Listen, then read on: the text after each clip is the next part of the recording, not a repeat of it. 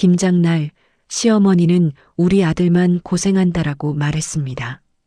그 순간 제가 몇 년 동안 숨겨온 모든 기록이 마당 한가운데 터져버렸습니다.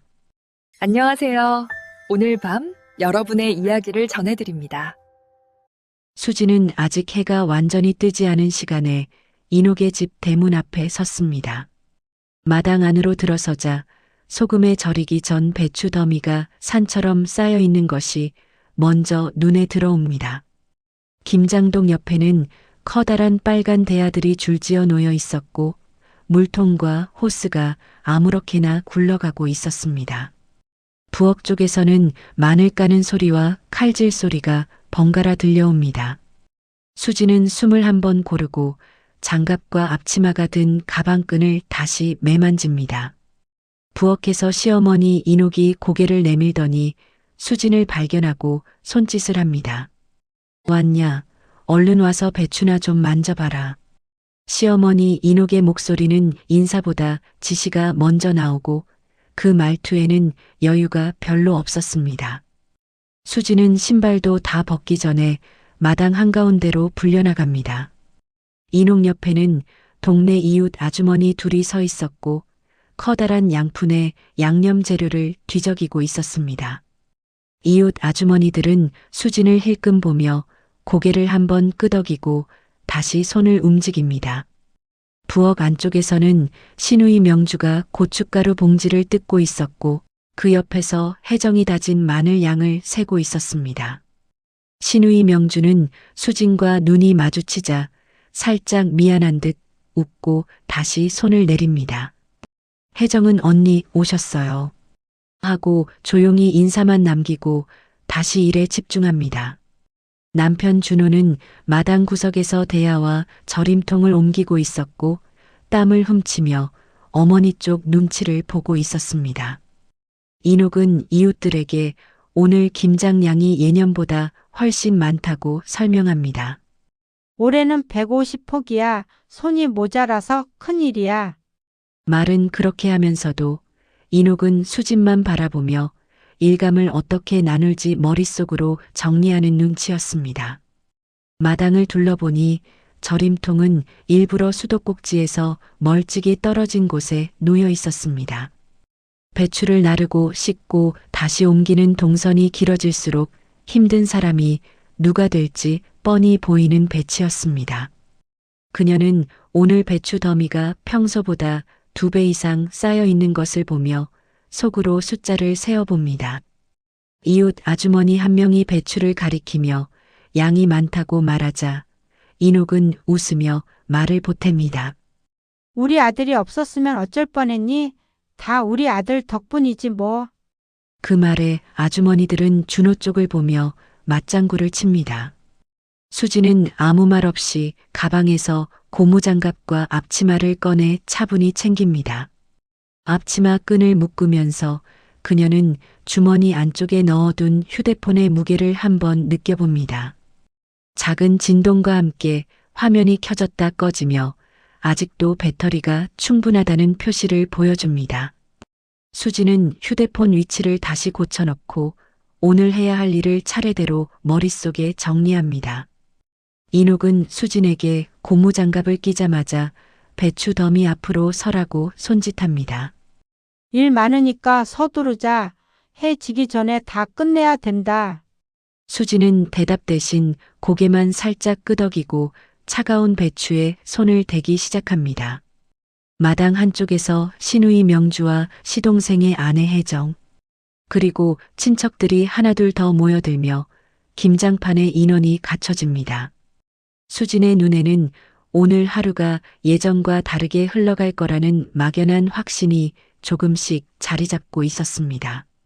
수진은 배추 절임통을 들기 위해 몸을 낮추고 양손으로 통의 손잡이를 잡았습니다. 통 안에는 물이 남아 있어 무게가 만만치 않았고 들썩이는 순간 몸의 균형이 흔들렸습니다. 인옥은 그 모습을 지켜보며 당연한 듯 다음 작업을 지시했습니다. 수지는 숨을 고르고 절임통을 수도 옆까지 옮기기 위해 천천히 걸음을 옮겼습니다. 물통과 절임통 사이의 거리는 마당을 가로지르는 길이었고 바닥은 축축하게 젖어 있었습니다. 신우이 명주는 수진을 돕기 위해 다가오다 인옥의 시선을 느끼고 멈춰 섰습니다. 시동생의 아내 혜정은 마늘을 다지던 손을 멈추고 주위를 살피며 분위기를 파악했습니다. 동네 아주머니들은 배추를 옮기는 수진을 바라보며 수군거렸습니다. 그들 중 한 명은 수진이 통을 자주 쉬어간다고 오해한 듯 고개를 갸웃했습니다. 수진은 이들이 자신을 어떻게 보는지 짐작했지만 표정을 바꾸지 않았습니다. 수진이 절임통을 내려놓자 인옥은 곧바로 다음 일을 지정했습니다. 이번에는 염도를 확인한다며 큰 소금을 가져와 배추 사이에 뿌리라고 했습니다. 수진은 비닐장갑이 미끄러워 소금 봉지가 손에 잘 잡히지 않는 것을 느꼈습니다. 인옥은 그런 수진의 행동을 지나치게 유심히 살피며 속도를 재듯 지켜봤습니다. 남편 준호는 어머니와 수진 사이를 반복해 바라보며 개입할 타이밍을 찾지 못했습니다. 수진은 작업 중간중간 손목 통증이 올라오는 것을 느꼈지만 멈추지 않았습니다. 인옥은 수진이 잠시 허리를 편 순간을 포착하고 주변 사람들에게 말을 흘렸습니다. 일을 이렇게 하니 시간이 많이 걸리지. 이 말은 곧바로 동네 아주머니들의 미묘한 시선으로 이어졌습니다. 수진은 다시 허리를 숙이고 배추 더미를 손에 잡히는 대로 움직이기 시작했습니다. 인옥은 이어서 절임통 3개를 순서대로 이동시키라며 이를 더 몰아붙였습니다. 마당의 동선은 일부러 복잡하게 구성되어 있어 옮기는 일이 만만치 않았습니다. 신우이 명주는 도와주고 싶은 마음을 드러냈지만 인옥은 곧장 명주에게 다른 일을 시켰습니다. 혜정은 간격을 두고 움직이며 수진의 속도에 맞춰 돕고 싶어 했지만 이내 물러났습니다. 수진은 주변의 움직임을 모두 확인하며 인옥이 다음에 어떤 일을 시킬지 가늠했습니다. 동네 친척 2명이 더 도착해 오늘 김장 규모가 너무 크다고 중얼거렸습니다. 그 말이 들릴 때마다 인옥은 우리 아들이 고생이 너무 많아 라고 말했습니다.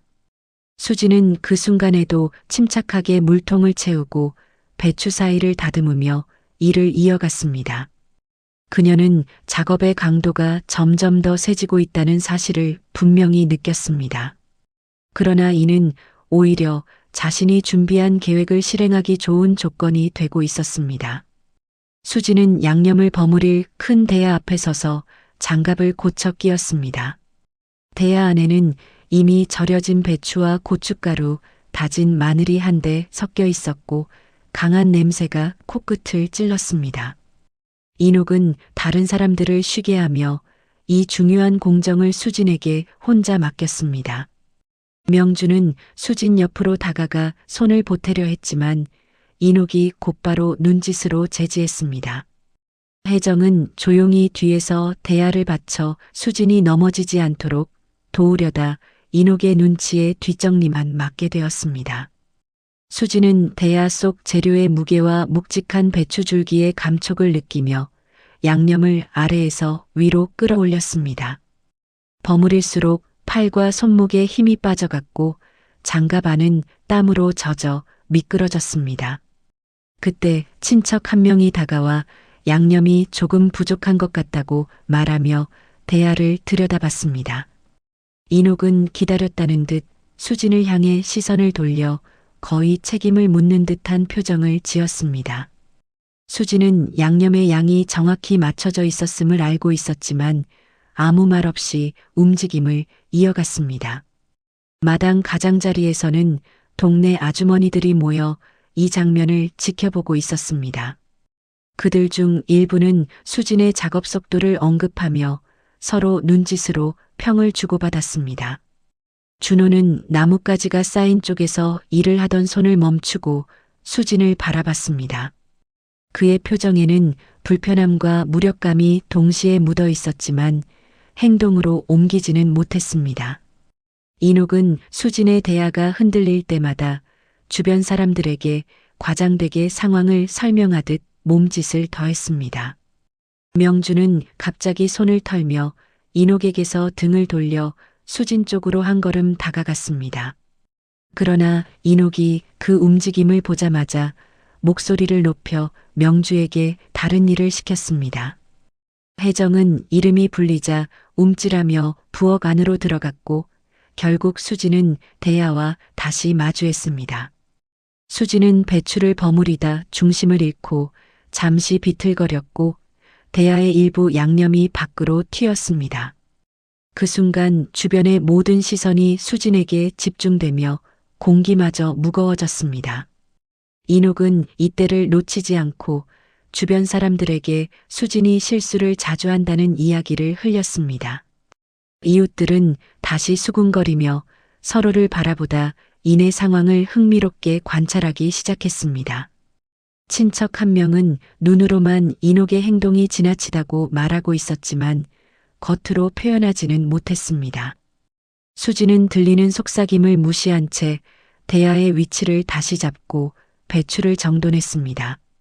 그녀는 지금 벌어지고 있는 모든 상황이 곧 자신에게 유리하게 돌아올 것을 알고 있었습니다. 수진은 양념을 마무리하던 손을 멈추고 장갑을 천천히 벗었습니다. 장갑을 벗는 순간 손끝이 붉게 부어 있었고 피부에는 장시간 작업한 자국이 선명했습니다. 그녀는 조용히 물통으로 걸어가 손을 헹군 뒤 장갑을 옆에 두었습니다.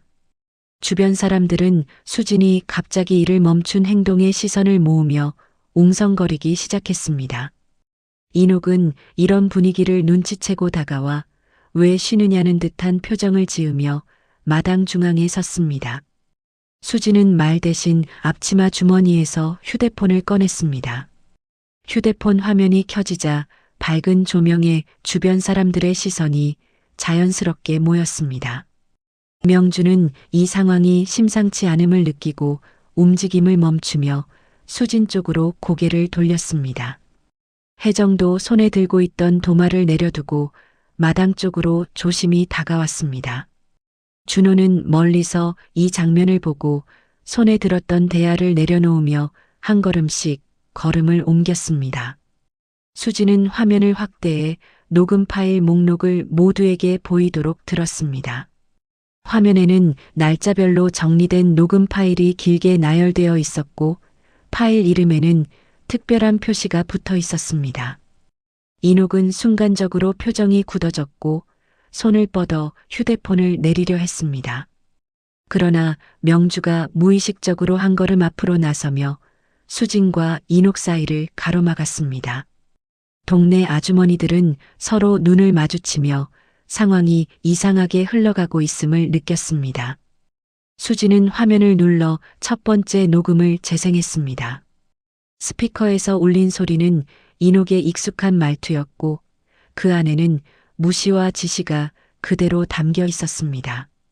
마당은 순식간에 조용해졌고 사람들은 녹음된 음성을 분명히 구분해 듣고 있었습니다. 친척 두 명은 놀란 듯 서로를 바라보며 그동안 이녹의 행동을 떠올리는 표정을 지었습니다. 혜정은 입술을 꽉 깨물고 수진을 바라보며 마음속으로 무언가가 무너져 내리는 기색을 드러냈습니다. 이녹은 녹음을 끄기 위해 다시 손을 뻗었지만 주변의 시선이 자신에게 집중되는 것을 느끼고 멈칫했습니다. 준호는 더 이상 피할 수 없다는 듯 깊은 숨을 내쉬며 수진 쪽으로 완전히 다가섰습니다. 수진은 손을 내리지 않고 다음 파일로 손가락을 이동해 또 다른 녹음을 재생했습니다. 두 번째 녹음에서는 이녹이 수진에게 한 모욕적인 말들과 날선 말투가 그대로 흘러나왔습니다. 사람들은 숨을 죽인 듯 녹음 내용을 들었고 마당의 공기는 한순간에 싸늘하게 굳어졌습니다. 수진은 휴대폰 화면을 스치듯 넘기며 세 번째 녹음 파일을 재생했습니다. 녹음 속에는 몇 해 전 겨울 이녹이 수진에게 심한 지시를 하던 장면이 고스란히 담겨 있었습니다. 이를 들은 동네 아주머니들은 서로를 돌아보며 표정이 굳어갔습니다. 친척 2명은 자신들이 기억하던 장면과 정확히 일치한다며 작은 탄식을 내뱉었습니다. 시누이 명주는 긴장된 자세로 손가락을 꾹 쥐며 녹음 내용에서 눈을 떼지 못했습니다. 시동생의 아내 혜정은 더 이상 침묵할 수 없다는 듯 수진 옆으로 다가왔습니다. 그녀는 수진이 겪은 일을 알고 있었다는 듯한 표정을 지으며 숨을 고르게 들이마셨습니다. 남편 준호는 녹음 내용을 들으며 얼굴빛이 변했고 그동안 알지 못했던 사실들을 떠올리며 고개를 숙였습니다. 인옥은 당황한 표정을 감추려 했지만 주변의 시선이 자신을 향하자 말을 잃었습니다. 수진은 조용히 휴대폰을 내려놓고 준비해온 봉투를 앞쪽 테이블에 올려두었습니다. 봉투 안에는 날짜별로 정리된 문자 캡처와 인옥의 반복된 지시가 담긴 메모가 함께 들어 있었습니다. 수진은 봉투를 펼쳐 하나씩 꺼내며 주변 사람들이 볼 수 있도록 천천히 정리했습니다. 명주는 문서를 훑어보며 인옥의 행동이 단순한 오해가 아니라 구조적인 괴롭힘이었다는 점을 깨달았습니다. 혜정은 문서를 받은 뒤 다시 수진에게 건네며 마음이 복잡한 듯 깊은 숨을 내쉬었습니다. 동네 아주머니들은 사실관계를 확인하고자 서로에게 물으며 점차 인옥을 멀리하는 분위기로 바뀌었습니다. 인옥은 자료가 모두 오해에서 비롯된 것이라고 주장하려 했습니다. 그러나 녹음 파일의 날짜, 문자 내용, 목소리의 톤까지 모두 일치해 반박의 여지가 없었습니다. 준호는 더 이상 침묵을 유지할 수 없다는 듯 수진 앞으로 다가와 조심스럽게 섰습니다. 그는 주변 가족들에게 수진이 겪었던 일들을 차례대로 떠올리며 뒷받침하기 시작했습니다. 열린 봉투 위에 놓인 서류들은 김장판의 분위기를 완전히 뒤집어 놓고 있었습니다. 수진은 테이블 위에 펼쳐진 서류를 정리하며 마지막 문서를 조심히 올렸습니다. 그 문서는 이혼 절차와 분가 계획이 정리된 공식 서류였고 글자 하나하나가 상황의 심각함을 드러냈습니다. 명주는 문서를 훑어본 뒤 주변 친척들에게 조용히 고개를 끄덕였습니다. 그들의 표정은 더 이상 인옥을 감싸지 않겠다는 의지가 분명히 담겨 있었습니다. 혜정도 준비를 돕기 위해 방 안으로 들어가 수진의 물건을 하나씩 꺼내 정리하기 시작했습니다. 준호는 테이블 앞에서 한참 동안 말을 잇지 못하더니 천천히 고개를 들었습니다. 그의 눈빛에는 결심이 담겨 있었고 앞으로 어머니의 행동을 더 이상 묵과하지 않겠다는 태도가 드러났습니다. 인옥은 준호의 표정을 확인하자 당황한 듯 손을 허공에 흔들며 상황을 수습하려 했습니다. 그러나 옆에 있던 친척들이 오늘 일은 분명히 해결해야 한다는 듯한 눈빛으로 준호를 지지했습니다. 동네 아주머니들은 점점 뒤로 물러나며 자신들이 개입할 일이 아니라는 듯 조용히 자리를 정리했습니다. 혜정은 방에서 짐을 꾸리며 수진의 물건을 하나씩 챙겨 나왔습니다. 그녀는 수진에게 필요한 박스를 건네고 차에 싣기 좋은 크기로 정리했습니다. 명주는 마당에 남아 준호에게 분가 후 필요한 절차들을 설명하며 실질적인 도움을 아끼지 않았습니다. 수진은 조용히 주변을 정돈하며 계획대로 일이 흘러가고 있음을 확인했습니다. 준호는 수진에게 다가와 오늘 바로 집을 나가겠다는 의사를 눈빛과 행동으로 보여주었습니다. 인옥은 준호를 붙잡기 위해 다가가 손목을 잡으려 했지만 준호는 조심스럽게 뒤로 물러났습니다. 그 순간 인옥의 얼굴에는 처음으로 두려움과 불확실함이 동시에 드러났습니다. 친척 2명은 인옥에게 차분히 앉아서 상황을 정리하라고 말하며 그녀의 움직임을 멈추게 했습니다. 그러나 인옥은 낯선 침묵 속에서 자신이 더 이상 중심이 아니라는 사실을 실감하기 시작했습니다. 수지는 정리된 짐을 들고 마당을 천천히 빠져나가며 긴 시간 동안 지켜온 인내가 끝났음을 느꼈습니다. 혜정은 차 문을 열어두고 수진이 들고 온 짐을 차곡차곡 실었습니다. 상자 안에는 수진의 옷과 작은 생활용품들이 가지런히 놓여 있었습니다. 명주는 마당에서 수진에게 필요한 물건이 더 없는지 확인하며 방안을 여러 번 드나들었습니다.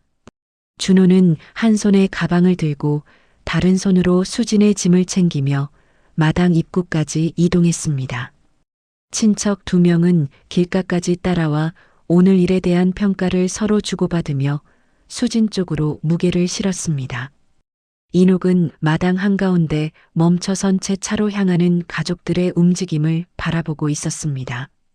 그녀는 손을 들어 무언가 말하려 했지만 주위의 시선이 자신을 향하지 않자 그대로 손을 내렸습니다. 동네 아주머니들은 조용히 대문 밖으로 빠져나가며 더 이상 인옥의 편에 서지 않겠다는 태도를 보였습니다. 마당에는 아직 손도 대지 못한 배추 더미와 치워지지 않은 대야들이 그대로 남아 있었습니다. 차가 멀어질수록 인옥은 혼자 남아 무너지는 체면을 어떻게 세울지 알 수 없는 듯 주변을 둘러봤습니다. 명주는 수진과 준호가 탑승한 차량의 문을 닫고 조용히 뒤로 물러났습니다. 혜정은 인옥이 따라오지 못하도록 대문 쪽에서 주위를 살피며 상황을 정리했습니다. 친척들은 인옥에게 마지막으로 인사를 건넸지만 그녀가 제대로 듣지 못할 만큼 멍한 상태였습니다. 준호는 운전석에 앉아 잠시 눈을 감고 깊은 호흡을 한 뒤 시동을 걸었습니다. 차가 움직이기 시작하자 수지는 뒷자리에 앉아 서류 봉투를 무릎 위에 올려놓고 마음을 가다듬었습니다. 차량은 천천히 인옥의 집을 벗어나 외곽도로로 진입했습니다. 도로를 따라 나무들이 길게 늘어서 있었고 차창 밖 풍경이 빠르게 뒤로 밀려났습니다. 준호는 조심스레 수진이 괜찮은지 확인하는 눈빛을 보내며 운전에 집중했습니다. 수진은 앞으로 해야 할 일들과 새로운 거처에서의 일상을 떠올리며 마음속으로 정리를 시작했습니다. 멀어지는 인옥의 집은 이제 더 이상 그녀를 가두지 않는다는 확신이 차 안에 조용히 퍼지고 있었습니다. 몇 주 뒤 인옥의 집 마당에는 덜 사용된 양념통과 남아있는 배추 상자가 어지럽게 놓여 있었습니다. 김장독 주변에는 정리되지 못한 자국들이 그대로 남아 있었고 마당 한쪽은 풀이 자라 어수선했습니다. 인옥은 장독대 옆에 쪼그려 앉아 배추를 하나씩 확인하며 혼자 김장을 마무리하던 기억을 되짚었습니다. 그녀는 여러 번 주위를 둘러봤지만 마당에 사람의 기척은 전혀 없었습니다. 집 안에는 TV 소리만 희미하게 울릴 뿐 누구의 발걸음도 들리지 않았습니다. 동네 아주머니들은 인옥의 집 앞을 지나가며 작은 인사만 남기고 발걸음을 재촉했습니다. 그들의 표정에는 거리감을 유지하려는 기색이 분명했고 인옥은 그 변화가 불편한 듯 손끝을 만지작거렸습니다. 명주는 주말마다 잠깐 들러 집안에 필요한 물건만 내려놓고 금세 돌아갔습니다.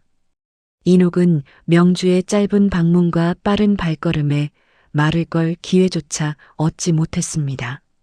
친척들도 연락은 이어갔지만 깊은 이야기를 나누려 하지 않았고 대부분은 간단한 안부만 전했습니다. 그 시각 수지는 새 거처의 작은 식탁에 앉아 정리한 문서들을 책꽂이에 꽂고 있었습니다. 집안은 깔끔하게 정돈돼 있었고 햇빛이 거실로 들어와 따뜻한 분위기를 만들고 있었습니다. 준호는 부엌에서 간단한 음식을 준비하며 새로운 생활에 적응하려 노력하는 모습이었습니다. 혜정은 가끔 전화를 걸어 가족의 근황을 전해주고 수진의 결정을 지지했습니다. 수진은 집안을 천천히 둘러보며 자신을 올가매던 시집살이가 끝났음을 실감했습니다. 이제 더 이상 인옥의 말에 흔들리지 않는 삶이 눈앞에 펼쳐지고 있었습니다. 수지는 창가에 서서 바깥 풍경을 바라보며 깊은 숨을 들이마셨습니다. 그녀의 손끝은 더 이상 긴장으로 굳어 있지 않았고 표정도 한결 부드러워져 있었습니다. 새로운 생활을 향한 작은 계획들이 하나씩 머릿속에 정리되기 시작했습니다. 이야기는 결국 억눌린 세월을 끝내고 자신만의 길을 걸어가기 시작한 수진의 단단한 뒷모습으로 마무리되었습니다. 시청해 주셔서 감사합니다. 구독과 좋아요 부탁드립니다.